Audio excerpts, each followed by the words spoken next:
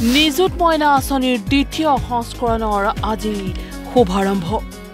মুখ্যমন্ত্ৰী ডক্টৰ হিমন্ত বিশ্ব শৰ্মাই আজি সৰুসজে ষ্টেডিয়ামত শুভাৰম্ভ কৰে এই গুৰুত্বপূৰ্ণ আঁচনিৰ। যি আঁচনিৰ মূল লক্ষ্য অসমত বাল্য বিবাহ ৰোধ কৰা।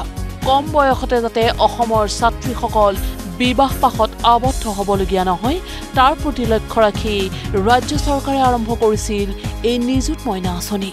অসমত বহু এনে ছাত্ৰী আছে যি ছাত্ৰীক দেউতাক মাকে 12 বছৰ বয়সত বিয়াত বহুৱাইছিলে আৰু 14 বছৰ বয়সত তেখেতসকল এটা সন্তানৰ মাতৃ হৈছিলে। 18, 19, 20 বছৰলৈকে আমি এনে বহুত ছোৱালীক লগ পাইছিলোঁ যোনে ইতিমধ্যে 2টাৰ পৰা 3টা সন্তান গৰ্ভত ধাৰণ কৰিছিল। বাল্য বিবাহে অসমৰ সমাজ জীৱনক এক প্ৰকাৰ ধ্বংসৰ পিনে লৈ গৈ আছিল। ধুবুৰী, মানকাছাৰ, নগাঁও, মৰিগাঁও, দৰং, বৰপেটা আদি জিলাত বাল্য বিবাহৰ সংখ্যা 60% পৰা 75%লৈকে দেখা গৈছিল। 2022 চনৰ 15 আগষ্টত মই ৰাষ্ট্ৰীয় পতাকা উত্তোলন কৰি আমি সকলোৱে শপত লৈছিলোঁ যে অসমত আমি বাল্য বিবাহৰ এই দুৰ্ভাগ্যৰ পৰা অসমৰ ছাত্ৰী সমাজক অসমৰ ছোৱালীসকলক আমি মুক্ত কৰিম। সেই বছৰতে 5000 ব্যক্তিক আমি গ্ৰেপ্তাৰ কৰিছিলোঁ।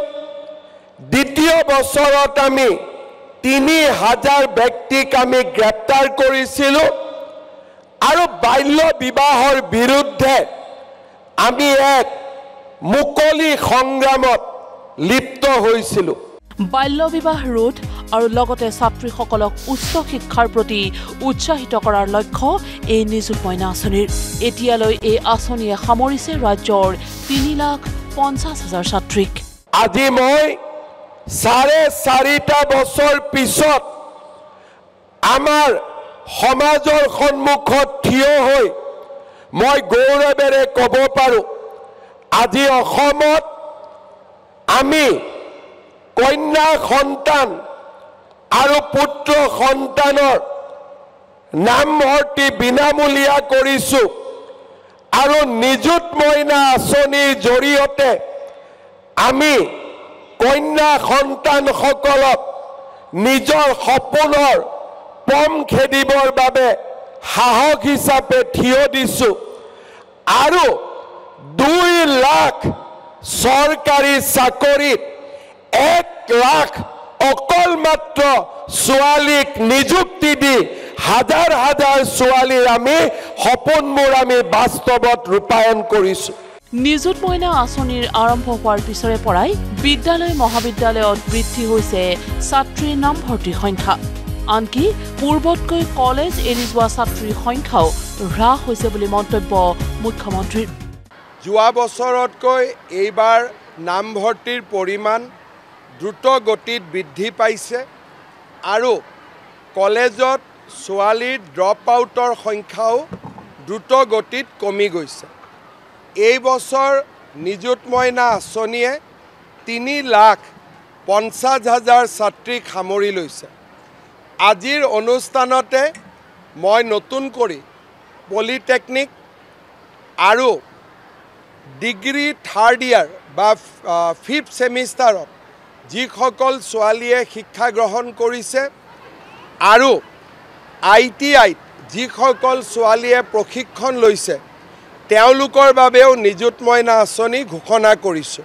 অসমৰ ছাত্ৰী সমাজক অধিক আগুৱাই নিয়াৰ লক্ষ্যৰে অধিক শক্তিশালী কৰি এখন কল্যাণকামী আৰু মমতাময়ী অসম গঢ়াই আমাৰ লক্ষ্য। মন্তব্য মুখ্যমন্ত্ৰীৰ। যিখন অসমত ছোৱালীৰ মৰমেৰে ভাগিনীৰ মৰমেৰে এখন মমতাময়ী অসমৰ আমি সৃষ্টি কৰিব পাৰোঁ ধ্বংস নহয় এখন সৃষ্টিৰ অসম ঘৃণা নহয় এখন মমতাৰে ভৰা অসম উন্মাদনা নহয় স্নেহৰ মাজেৰে নিৰ্মাণ হোৱা এখন সমন্বয়ৰ এখন বিকাশৰ অসম তেনে এক অসমৰ স্বপ্নক আজি আমি বাস্তৱত ৰূপায়িত কৰিব খোজো আজি সৰুসজাই ষ্টেডিয়ামত আনুষ্ঠানিকভাৱে চেক বিতৰণ কাৰ্যসূচীৰ শুভাৰম্ভ হয় এই আঁচনিৰ অধীনত উচ্চতৰ মাধ্যমিক প্ৰথম বৰ্ষৰ ছাত্ৰীসকলক বছৰি 10,000 টকা স্নাতক অধ্যয়নৰত ছাত্ৰীক বছৰি 12,500 টকা আৰু স্নাতকোত্তৰ অধ্যয়নৰত ছাত্ৰীক বছৰি 25,000 টকাৰ আৰ্থিক সাহায্য আগবঢ়োৱা হ'ব এই আঁচনিৰ জৰিয়তে অসমৰ ছাত্ৰীসকলে নিজৰ সপোনৰ পম খেদি সপোন বাস্তৱায়িত কৰিব ভিডিঅ' ৰিপৰ্ট নিউজ লাইভ